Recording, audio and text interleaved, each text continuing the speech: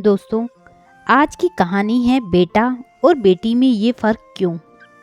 तो चलिए कहानी शुरू करते हैं। मुझे रात को जाने क्या हुआ, सोते सोते अचानक ज़ोर से खांसी आने लगी और मेरी आंखें खुल गई। तभी आवाज़ आई, मम्मी जी ठीक हो आप?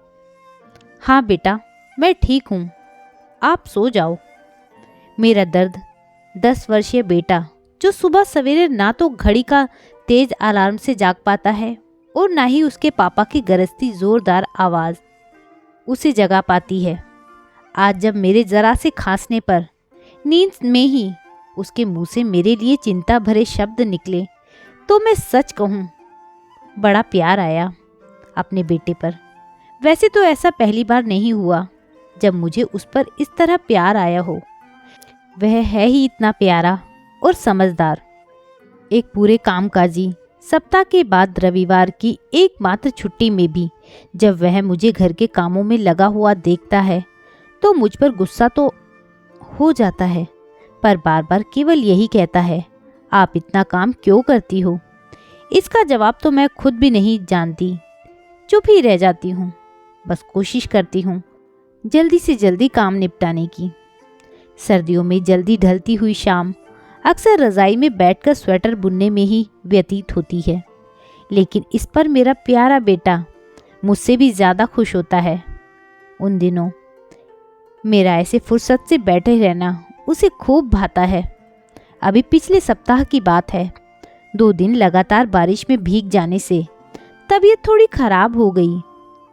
उस दिन घर वापस आई तो सर में तेज दर्द था। बिस्तर पर लेटते ही ऐसे आंखें लगी कि शाम को ही खुली।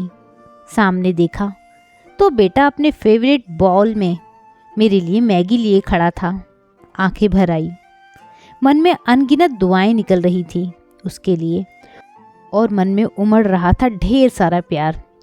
बार बार मन में बस यही ख्याल आ रहा था कि कौन है वे लोग जो कहते हैं कि बेटियां अपने माता पिता का ध्यान बेटों से ज़्यादा रखती हैं, या बेटियां अपने माता पिता का दर्द बेटों से ज़्यादा महसूस करती हैं। मैं नहीं मानती ऐसी बातों को। बेटा हो या बेटी, है तो हमारा ही अंश, हमारा ही खून दौड़ रहा है दोनों की नसों में।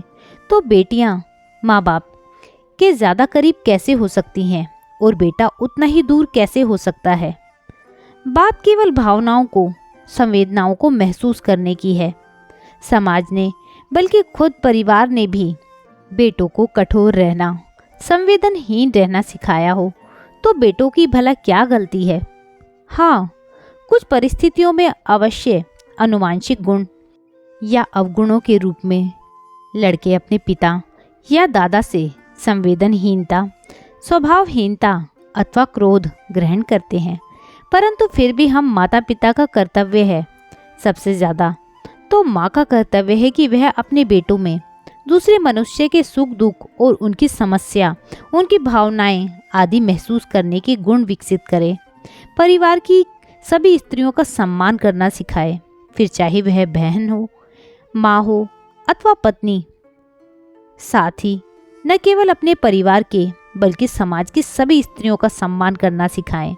बस इतना ध्यान रखें कि यदि हमारी बेटियां आज बेटों के बराबरी कर रही हैं तो हमारे बेटे भी बेटियों से कम नहीं। बेटे भी अपनी माँ के उतने ही करीब होते हैं जितने की बेटियाँ। भेदभाव खत्म करना है तो शुरुआत खुद से करनी होगी।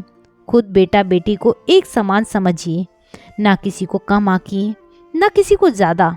फिर देखिए समाज में बेटा बेटी का भेदभाव खुद ब खुद मिट जाएगा। दोस्तों, यदि आप भी मेरी इस बात से सहमत हैं तो अपने विचार ज़रूर साझा कीजिएगा।